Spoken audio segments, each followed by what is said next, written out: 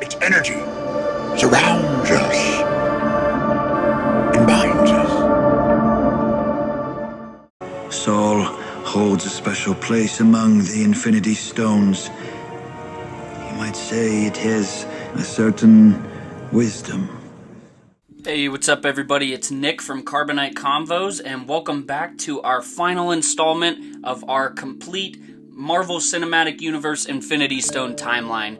Last week we went into the timeline of the Power Stone, and this week we're rounding off the entire mini-series with the ever-confusing Soul Stone. But before we get started, I want to say thank you to everybody who supported us in this series, and also just wanted to remind you to follow us on all social media, all podcast platforms, which you can see here on the screen. And most importantly, we'd love for you to subscribe to us on YouTube and hit that bell button so you can be notified whenever we post a new video. But let's get right into this. Once again, the place we're at in the Marvel Cinematic Universe is post-Avengers Endgame. So, the Soul Stone is arguably the most perplexing of the Infinity Stones. This gem has by far the least screen time in the MCU, which makes it the most mystical of the stones, along with it being the only stone that requires a sacrifice to obtain it. Beings who were very aware and knowledgeable of the Infinity Stones, like Thanos and the Collector, were even puzzled at the concept of this stone due to the details of its power and location being unknown. The earliest known mention or use of the Soul Stone was its creation by the cosmic entities, along with the other 5 gems. It was created as one of the 6 singularities that existed before the universe itself, and it's unknown if the stone was immediately placed on the planet Vormir, but this planet is the only known place where the Soul Stone had ever been stored. In 1945, at the end of Captain America: The First Avenger, after holding the Tesseract for the first time, we see the Red Skull beam up into space, which was presumably his death. Fast forward to the 2018 Avengers Infinity War, we see that when he grasped the Tesseract, he didn't die, but he was actually transported to Vormir, where he was cursed with watching over the Soul Stone and guiding anybody looking for it. From this point on, he was then known as the Stonekeeper and was unable to ever leave the planet. As we find out from the Stonekeeper, this stone requires the highest sacrifice in exchange for the stone, which was sacrificing, quote, that which you love. Sometime between 2014 and 2018, Thanos sent his Black Order out to search for the Infinity Stones. Unbeknownst to him, Gamora and Nebula managed to find out that the Soul Stone was located on Vormir, but knowing his long-term plan, they decided to keep the location hidden from him. Gamora burned the map, but unfortunately for the universe, she had already memorized it, and as we see in Infinity War, Thanos knew that Gamora was lying all along. We then see Thanos open Nebula's memory banks, which played the hologram of Gamora telling her about the stone, which leads to him torturing Nebula until Gamora eventually reveals the location of the stone to him. Unfortunately, we all know what happens next. Gamora then brought Thanos to Vormir, and he was forced to sacrifice her life in exchange for the stone because Gamora was the only thing that Thanos ever loved. The next use of the stone was during Thanos' battle on his home planet Titan with a few of the Avengers and Guardians.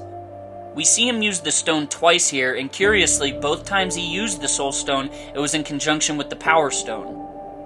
Once was right after he broke free from being restrained by our heroes. He uses the stones to knock Drax, Star-Lord, and Nebula off their feet and unconscious. The second was when Doctor Strange used a spell to conjure up dozens of clones of himself and try to constrain Thanos.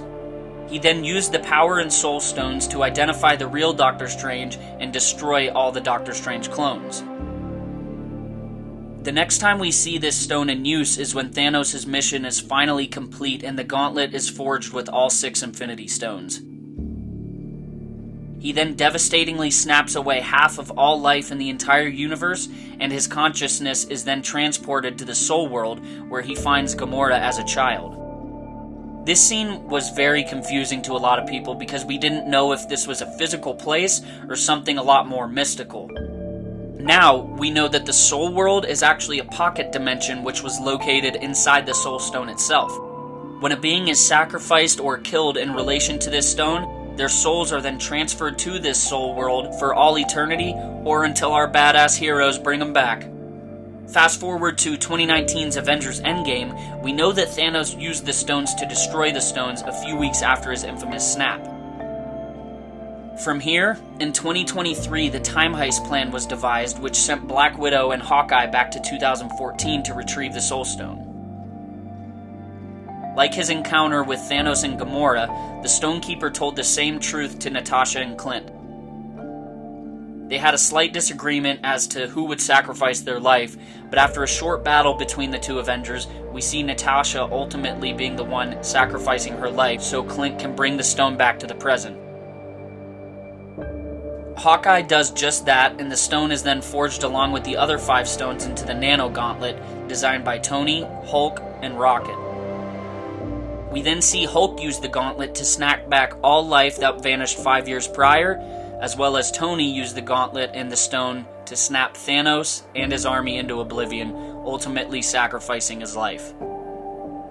From here, the last time we see the Soul Stone is when Captain America travels back in time to return each stone to their individual timelines.